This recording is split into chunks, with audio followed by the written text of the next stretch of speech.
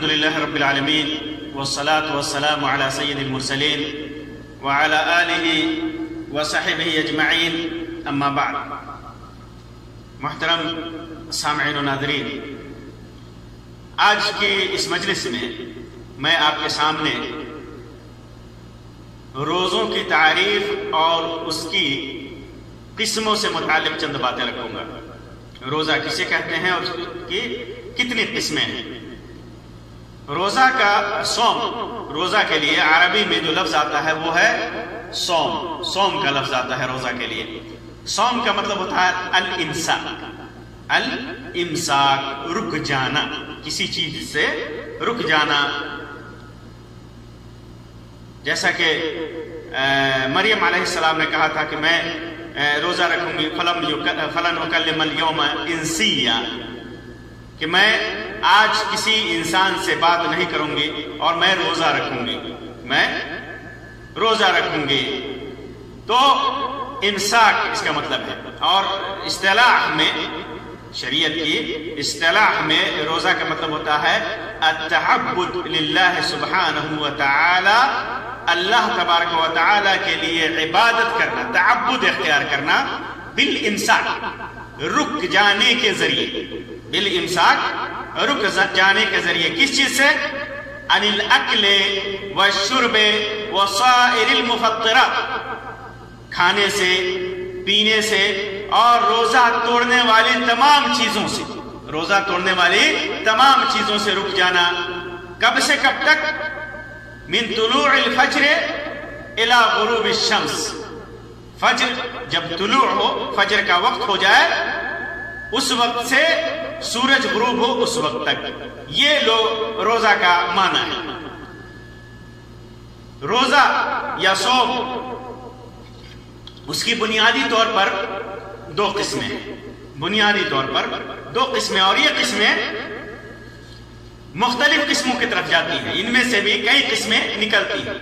بنیادی طور پر دو قسمیں ہیں اور ان دو قسموں میں سے کئی اقسام نکلتی ہیں۔ تو پہلی قسم ہے مامور بہی اور منہی عنہ کے حساب سے، یعنی روزے کا حکم اور روزے سے منع کرنا، اس کے حساب سے یہ قسم ہے۔ دو قسمیں ہیں، المامور بہی شرعا، جن کا روزوں کا، جن کا پہلی قسم کیا ہے؟ جن کا حکم شریعت میں دیا گیا ہو، اور دوسری قسم ہے جن سے روکا گیا ہو، شریعت میں جن روزوں سے منع کیا گیا ہو، روکا گیا ہو۔ تو یہ دو قسمیں ہیں، یعنی وہ روزے جن کا حکم ہے اور وہ روزے جو حرام ہے، جن سے منع کیا گیا ہے۔ تو پہلی قسم جو ہے ان روزوں، وہ روزہ جس کا حکم دیا گیا ہے شرعی طور پر، اس کی دو قسمیں ہیں۔ روزوں کا جو حکم دیا گیا ہے شرعی طور پر، اس کی دو قسمیں ہیں۔ پہلی قسم ہے صوم میں واجب اور فرض روزے، واجب اور فرض روزے، اور دوسری قسم ہے مستحب یا تطوع، نفلی روزے، مستحب یا نفلی روزے یا مسنون روزے کہہ لیجئے، یا اگر اس کے اندر تقسیم کریں گے تو مستحب، تطوع اور مسنون روزے۔ تو پہلی قسم جو ہے واجب روزے، اس میں ایک جو فرض روزہ ہے اداءً اور قضاءً، چاہے آپ ادا کر کے اس کو رکھیں یا اگر کسی وجہ سے وہ چھوٹ جائے تو قضا کرنا، اس کی قضا کرنا واجب ہے، اور وہ ہے رمضان کے روزے، رمضان کے روزے۔ جیسا کہ اللہ تبارک و تعالیٰ نے فرمایا یا ایھا الذین آمنوا کتب علیکم الصیام کما کتب علی الذین من قبلکم لعلکم تتقون ایاما معدودات فمن کان منکم مریضا او علی سفر فعدۃ من ایام اخر، کہ اے مومنو، اللہ تبارک و تعالیٰ نے تمہارے اوپر روزے ایسے ہی، یا تمہارے اوپر روزے ایسے ہی فرض کیے گئے ہیں جس طرح تم سے پہلے لوگوں پر فرض کیے گئے تھے، تاکہ تم متقی بن جاؤ۔ یہ چند دن ہیں، تو جو تم میں سے روزہ رکھنا چاہے وہ، یہ چند دن ہیں جن میں تمہیں روزہ رکھنا ہے، اور جو تم میں سے مریض ہو جائے یا مسافر ہو تو اور روزہ توڑ دے تو پھر دوسرے دنوں میں اس کی قضا کرنی ہے۔ تو یہ فرض اور واجب روزہ ہے رمضان کا روزہ. اسی طرح واجب روزوں میں وہ روزے بھی ہیں جو کسی وجہ سے واجب ہوئے ہوں، جیسے کفارات کے روزے. کفارات کے روزے، کوئی گناہ، ایسا گناہ جس پر شریعت نے کفارہ رکھا ہو، جن پر روزہ رکھنا بھی ہے، جیسے احرام باندھا ہوا شخص جو حج وغیرہ کے لیے جاتا ہے اور احرام باندھتا ہے اور کوئی ایسا کام کرتا ہے جس کی وجہ سے اس کے اوپر فدیہ لاگو ہو. اس کو عربی میں کہتے ہیں فدیۃ الاعضاء للمحرم. احرام باندھنے والے کے لیے اعضاء کا فدیہ، جو گناہ کیا ہے، جو ممنوع کام کیا ہے، محظور کام کیا ہے، اس کا فدیہ. جیسے کسی نے احرام کھولنے سے پہلے حلق کر لیا، یعنی بال کٹوا لیا، اسی طرح ناخن کاٹ لیا، اپنے سر کو ڈھک لیا، یا خوشبو لگا لیا، یا سیلا ہوا دھاگے سے سلے ہوئے کپڑے پہن لیا، تو ہر ایک پر فدیۃ الاعضاء ہے. اور اس میں اختیاری ہے، آدمی 3 دن کا روزہ رکھے، یا 6 مسکین کا کھانا کھلائے، یا بکری ذبح کرے. تو اس میں اگر بکری ذبح نہیں کرتا ہے یا 6 مسکین کو کھانا نہیں کھلاتا ہے تو یہ 3 دن کا روزہ رکھنا ایسے شخص کے اوپر واجب ہے. ایسے شخص کے اوپر واجب ہے. اسی طرح ایسا آدمی جس نے حج قران کیا ہے یا حج تمتع کیا ہے اور ہدیہ نہیں ہے اس کے پاس، یعنی قربانی کا جانور نہیں ہے، تو اسے 7 دن روزہ رکھنا ہے. 7 دن روزہ رکھنا اس کے اوپر واجب ہے. اور وہ 7 دن کیا ہے؟ 3 ایام فی الحج و7 اذا رجع الى اہلہ. 3 دن حج کے دنوں میں، 3 دن حج کے دنوں میں روزہ رکھنا ہے، اور 7 دن جب وہ اپنے اہل میں گھر لوٹ جائے تو گھر لوٹ کر کے 7 دن رکھنا ہے. تو یہ 10 دن کا روزہ واجب ہے ایسے آدمی کے اوپر، ایسے حاجی کے اوپر جس نے حج کیا ہے قران یا تمتع. اس کے اوپر قربانی واجب ہے، لیکن اس نے قربانی نہیں کیا ہے کسی وجہ سے، تو یہ روزہ اس کے اوپر واجب ہے.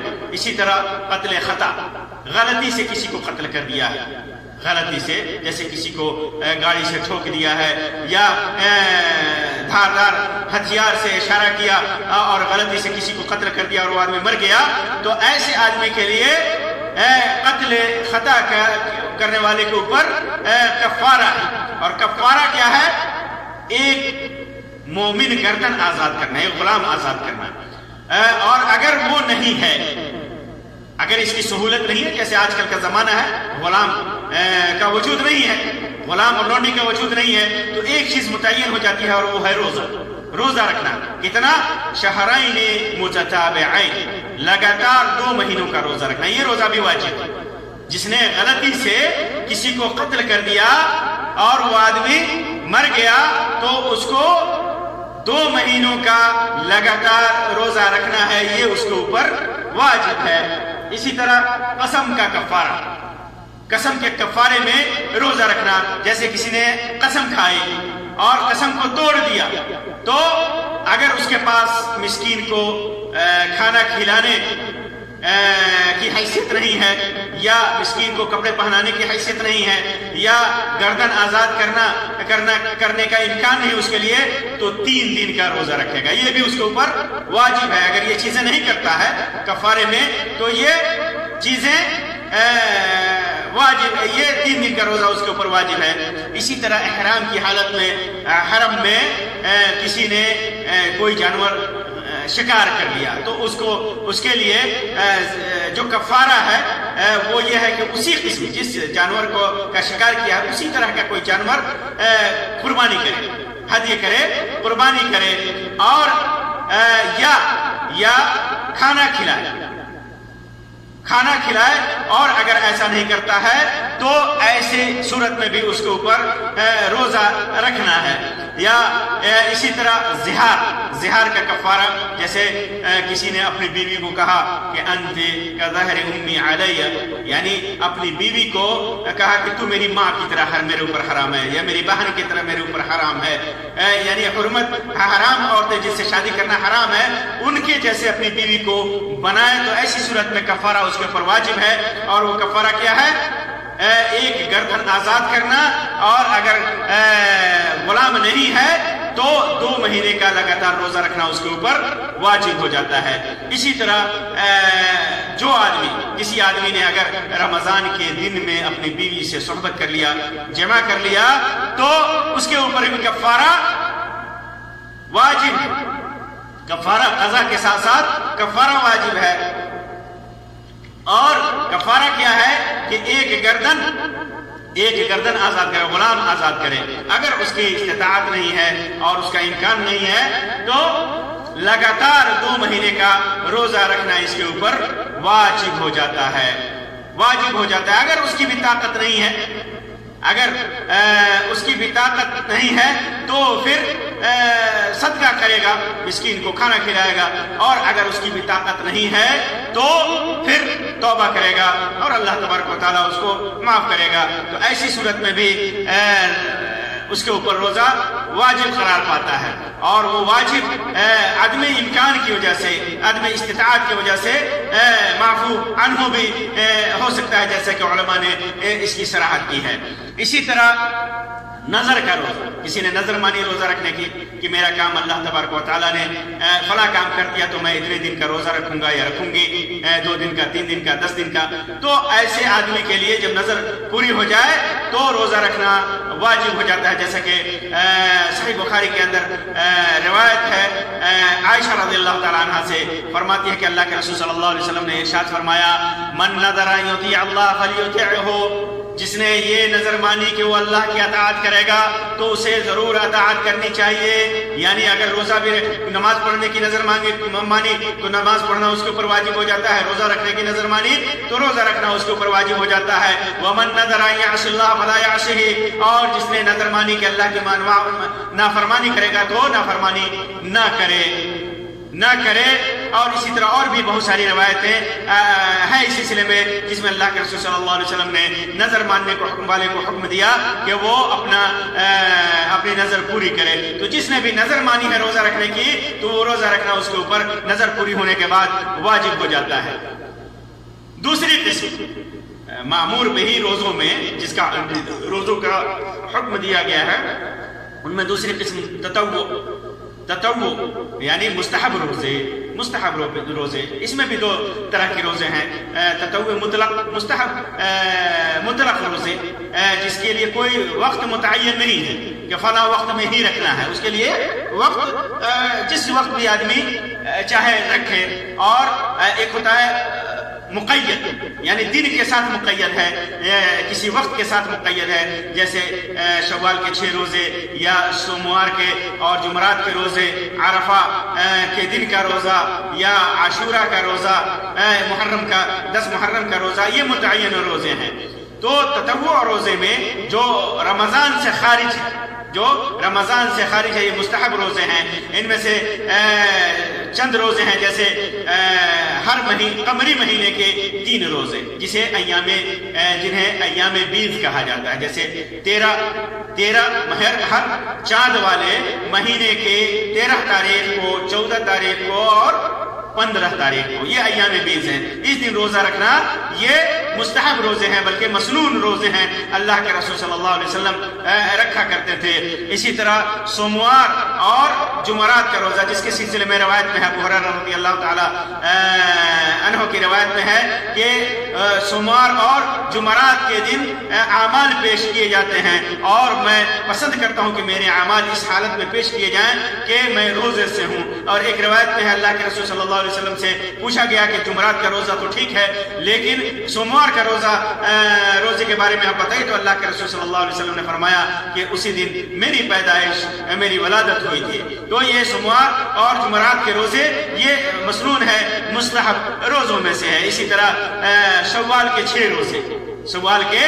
روزے، اس سلسلے میں مشہور روایت ہے کہ اللہ کے رسول صلی اللہ علیہ وسلم نے، جیسے کہ ابو ایوب انصاری رضی اللہ تعالیٰ عنہ کی روایت سے مسلم کے اندر ہے کہ اللہ کے رسول صلی اللہ علیہ وسلم نے فرمایا، من صام رمضان ثم اتبعه 6 من شوال، جس نے رمضان کے روزے رکھے پھر شوال کے 6 روزے رکھے، اس کے بعد کان کصیام الدہر، گویا اس نے پورے سال کا روزہ رکھا۔ اسی طرح مستحب روزوں میں عرفہ کے دن کا روزہ ہے، غیر حاجی کے لیے، غیر حاجی کے لیے جن کو حج کی توفیق نہیں ہوئی، جو حج نہیں کر رہے ہوں، ان کے لیے عرفہ کے دن کا روزہ یہ رکھنا، جیسا کہ ابو قتادہ رضی اللہ تعالیٰ عنہ کی روایت صحیح مسلم کے اندر ہے، اللہ کے رسول صلی اللہ علیہ وسلم سے عرفہ کے دن کے روزے کے بارے میں پوچھا گیا تو آپ نے فرمایا یکفر السنہ الماضیہ والباقیہ، کہ پچھلے سال اور آنے والے سال دونوں سال کے گناہوں کے لیے کفارہ ہے، معافی کا سبب ہے۔ اسی طرح مستحب روزوں میں سے ذی الحجہ کے قربانی کے دن سے پہلے کے روزے، 9 دن کے روزے، جسے عشر اوائل کہا جاتا ہے، وہ ذی الحجہ کے 9 دن کے روزے۔ اس سلسلے میں بھی روایت ہے کہ اللہ کے رسول صلی اللہ علیہ وسلم نے فرمایا کہ اس کا بہت زیادہ ثواب ہے، اس سے زیادہ پسندیدہ اعمال اللہ تبارک و تعالیٰ کے نزدیک کسی بھی دن کا روزہ نہیں ہے، یہاں تک کہ جہاد فی سبیل اللہ کے سلسلے میں فرمایا کہ اس کا بھی ثواب اتنا نہیں ہے، الا کہ آدمی اپنے دولت اور اپنے مال کے ساتھ نکلتا ہے، پھر شہید ہو جاتا ہے، کچھ لے کر کے لوٹتا نہیں ہے۔ اسی طرح عاشورہ یعنی 10 محرم کا روزہ اور اسی طرح 9 محرم کا روزہ یہ مستحب روزہ ہے، جیسا کہ صحیح مسلم وغیرہ کی روایت میں ہے۔ اسی طرح مستحب روزوں میں سے اور جن کا ثواب بے شمار ہے، بے تحاشا ہے، ان روزوں میں سے ایک روزہ ہے 1 دن روزہ رکھنا اور 1 دن افطار کرنا، بغیر روزے کے رکھنا۔ اسے صیام داؤدی کہا جاتا ہے، صیام داؤد کہا جاتا ہے، جسے اللہ کے رسول صلی اللہ علیہ وسلم نے پسند فرمایا ہے 1 دن روزہ رکھنا، جیسا کہ صحیح بخاری اور مسلم کی روایت میں ہے، 1 دن روزہ رکھے آدمی اور 1 دن روزہ نہ رکھے، یہ صوم داؤدی کہا جاتا ہے۔ اسے معمور بہی اور منہی عنہ روزوں کی اقسام میں سے جو پہلی قسم میں نے بتائی یہ وہ روزے ہیں جن کا حکم ہے، جن پر ثواب ہے، چاہے وہ واجب ہو، چاہے فرض ہو، چاہے مستحب و مندوب اور مسنون ہو، یہ معمور ہے۔ اور کچھ روزے ایسے ہیں جو ممنوع ہیں، جن سے منع کیا گیا ہے۔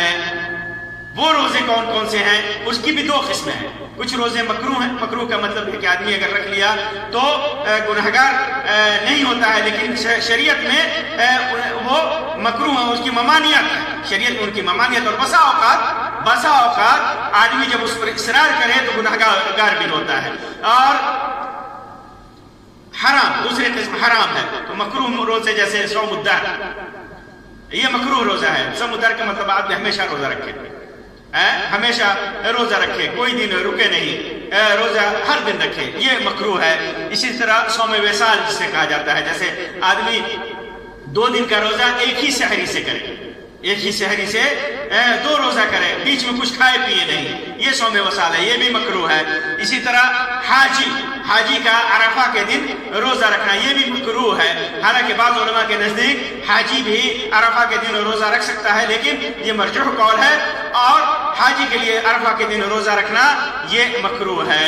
اسی طرح جمعہ کے دن خاص طور سے روزہ رکھنا، جمعہ کے دن خاص طور سے روزہ رکھنا ہے، جمعہ کی اہمیت کو دیکھتے ہوئے، جمعہ کی فضیلت کو دیکھتے ہوئے، جمعہ کی برکت کو سامنے رکھتے ہوئے خاص طور سے جمعہ کے روزے کی نیت کر کے جمعہ کے دن روزہ رکھے، تو یہ مکروہ ہے۔ لیکن اگر جیسے کسی کی عادت ہے، جیسے عرفہ کا دن پڑ جائے جمعہ کے دن، یا عاشورہ کا دن پڑ جائے اور جمعہ کے دن پڑ جائے، تو اس میں کوئی حرج نہیں ہے، آدمی رکھ سکتا ہے، یا جس کی عادت ہے روزہ رکھنے کی، 1 دن چھوڑ کر کے 1 دن رکھنا ہے، تو آدمی وہ اگر جمعہ کا دن پڑ جائے تو رکھ سکتا ہے۔ اسی طرح کسی نے کو قضا کرنی ہے، قضا روزے ہیں اس کے اوپر، جیسے نظر کی وجہ سے یا کسی وجہ سے، یا قضا کے روزے، اور وہ لگاتار رکھ رہا ہے، تو جمعہ کا دن پڑ جائے تو کوئی حرج نہیں ہے، جمعہ کے دن روزہ رکھ سکتا ہے۔ مکروہ وہ روزہ ہے جمعہ کے دن جو خاص طور سے جمعہ کی فضیلت کو دیکھتے ہوئے رکھا جائے، جمعہ کے دن کو خاص کر لیا جائے، اور یہی معاملہ سنیچر کے دن کا ہے، سنیچر کے دن کا ہے، سنیچر کے دن بھی خاص طور سے روزہ رکھنے کی ممانعت ہے اور یہ مکروہ ہے۔ اسی طرح رجب کے مہینے میں روزہ رکھنا، رجب کے مہینے میں روزہ رکھنا خاص کر کے یہ منع ہے۔ اسی طرح 15 شعبان کا روزہ رکھنا، جس کا ثبوت سنت میں نہیں ہے، یہ بدعت ہے اور مکروہ ہے، اس دن بھی روزہ رکھنا منع ہے۔